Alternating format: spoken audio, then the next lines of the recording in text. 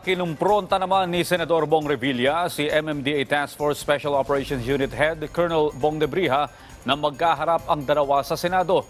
Sinuspindi pansamantala ng MMDA si Debrija habang iniimbestigahan ang insidente. Si Daniel Manalastas sa detalye. Ikaw nasa lugar ko, diba meron kayong body cam? Ang laki ng pondo ng MMDA sa body cam, yung mga hearsay, tapos babanggitin mo sa media. Hindi, para mag-name tag ka ng senador. Nanggagalaiting kinumpronta ni Senator Bong Revilla ang kanyang katukayo na si MMDA Task Force Special Operations Unit Head Colonel Bong Debrija sa pagharap ni Debrija sa Senado para humingi ng paumanhin hinggil sa ulat na umano'y pinara ang mambabatas sa paggamit ng EDSA Carousel Busway. Inako ni Debrija ang responsibilidad.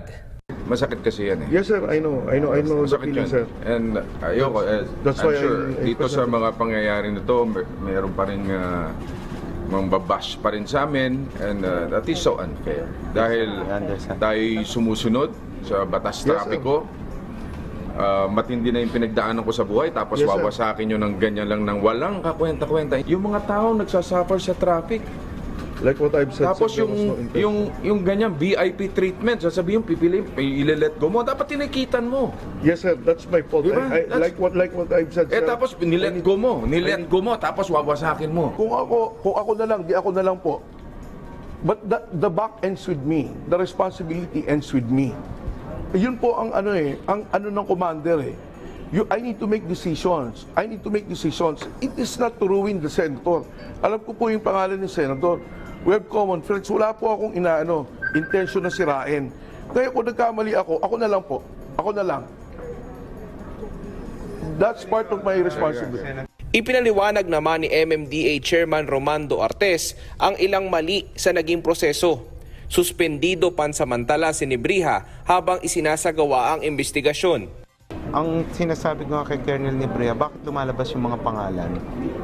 Tapos hindi naman pala verified. Whether verified or not, hindi na dapat eh. Kasi nababash unnecessarily, natikitan mo na nabash pa. So, may mali po sa proseso namin, which is iaayos po namin. As I've said, we'll be issuing a suspension order kay Colonel Debrija pending investigation.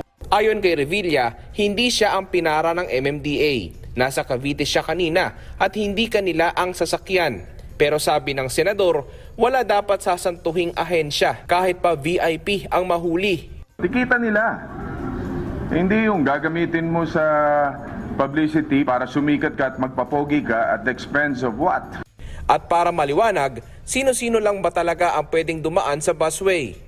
Ninindigan po sila na 3 lang talaga ang pwede pong dumaan sa bus carousel. 1 ay yung mga bus na bumibiyahe. 2, yung po mga emergency vehicle at clearly marked government vehicles. In-extend po nila yan upon our recommendation na ito include yung convoy po ng Presidente, Vice Presidente, Senate President, House Speaker, tsaka Chief Justice of the Supreme Court. Matapos mahimasmasan, kalaunan nagkamay din sina Revilla at Debrija. Tinanggap din ng senador ang paumanhin ng MMDA official. Pero okay lang, I accept your apology. I'll leave it to you, Chairman, kung ano man yung maging decision mo kay Colonel Bong Debrija. Sa akin lang, I hope you understand kung bakit naging ganito yung reaction ko. Dahil kung ikaw man yung lumagay sa lugar ko, you will do the same thing. Yes sir, I understand. I fully understand sir. Mapapaanak ng teteng ka talaga. Sa ngayon, sisilipin din ng MMDA ang sasakyang nahuli at posibleng patawa ng reklamo. Daniel Manalastas para sa Morning Show ng Bayan, Rise and Shine Pilipinas.